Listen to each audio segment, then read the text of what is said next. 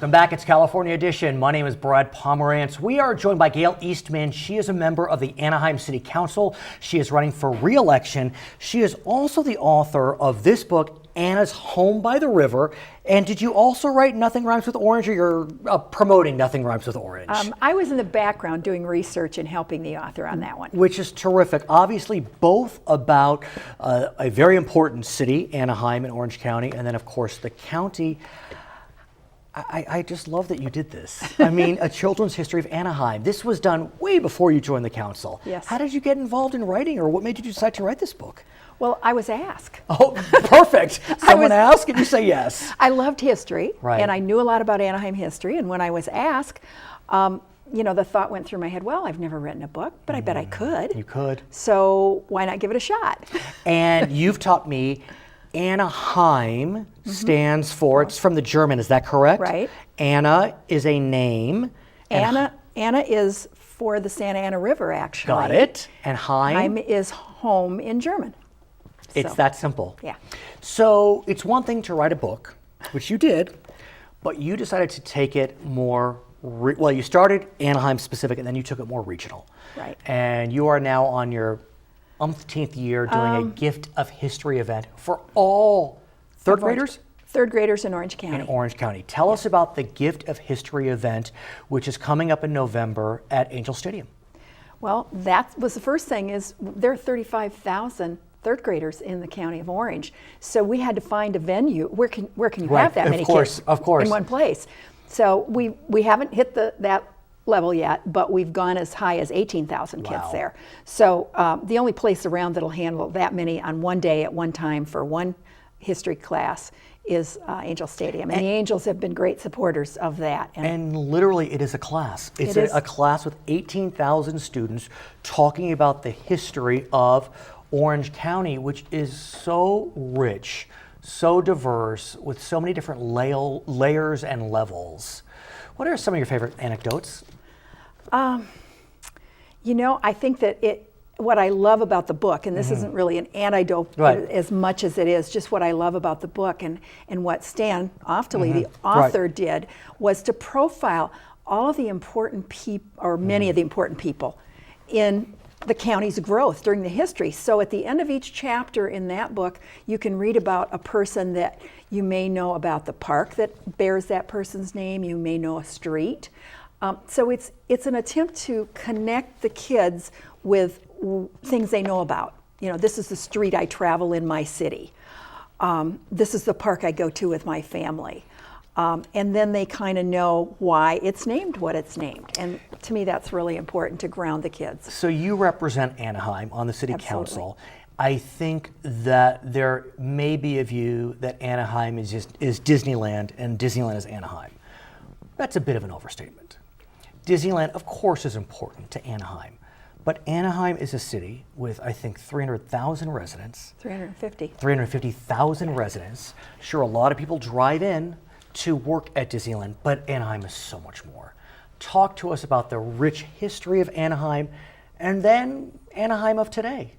Well, Anaheim is the oldest city, the oldest planned city in California. It's the oldest city in, actually in Right. Orange County. Got it. Exactly. So it's got history that goes back to 1857. And you can just find all kinds of really cool facts to share with the kids about that history. And one of my favorite anecdotes out of there Please. is how the name came to be Catella Avenue. Which is? Is named after two young girls who were growing up in the 1800s in Anaheim. One was named Anna. Wait a minute. Catella. Yeah, one was Kate named- and Ella. There it is. It's that simple. That became Catella. Right. Their father put their two names together and called his ranch Catella Ranch. So And, no doubt Anaheim has been a city of innovation. When you think about Disneyland, Tomorrowland, and Anaheim is innovating in a very unique way, taking a big step. And the city council recently voted 5-0, which is always nice to see, Yep. a unanimous vote, to put body cameras on police officers.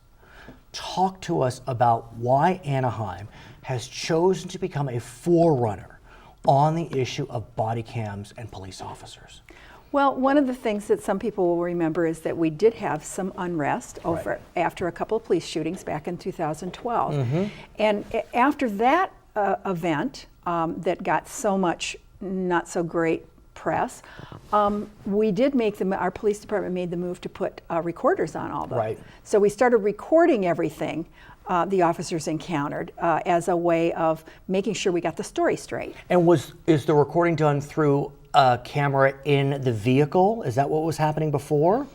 Some of the vehicles had cameras, but the thing is, the officer gets out and chases somebody, and there's no camera footage of it. So they started studying, though, because they've spent like 18 months studying what was out there in the way of technology, making sure we got the best, and having some of our officers test it.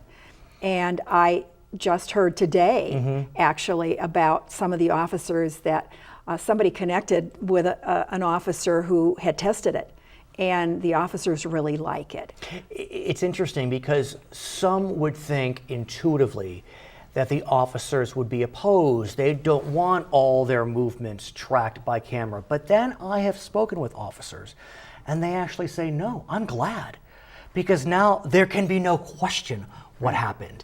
I'm proud of my actions, I own my actions, and now my actions are there for you. Is that what you heard? That I heard that from the police officers, but the interesting thing about the council meeting when we approved this, we also heard this from the public, and we heard it from some of the public that has been very critical of our officers and has even actually accused them of not doing the right thing. That same community came out and in a sizable group said, we want you to pass this action that was up before us to okay the purchase now. How do you avoid, though, the bad guys accessing the footage and using it to decipher, to determine strategies, techniques of law enforcement? Well, that's a part of what they were studying to make sure that they had something that was extremely secure. These cameras that we're purchasing are good for 12 hours. That's the length of a shift. Okay. The officer comes back into the station at the end of their shift. There's a docking station. They dock it. It automatically downloads that footage to a secure location, and only our chief and our deputy chief have access to that. But could someone make a request for footage? I mean, would there be, I don't know, FOIA elements to it, or? Well, that's part of what takes a while. You don't just do this overnight, because legal has to be involved, and we have to figure out.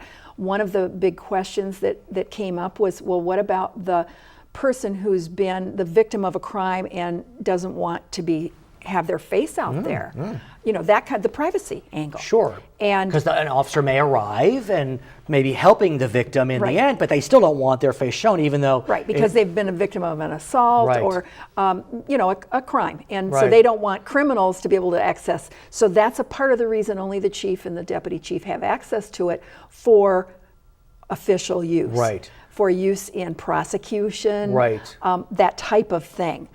When do we anticipate, if you know, that these cameras will be online? Do we know yet?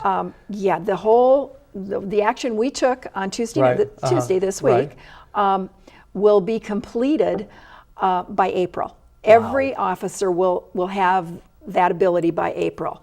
Some of them already have it because we were testing it. But we'll have the cameras. Everybody will be trained, because there's a training that goes with this for the officers also.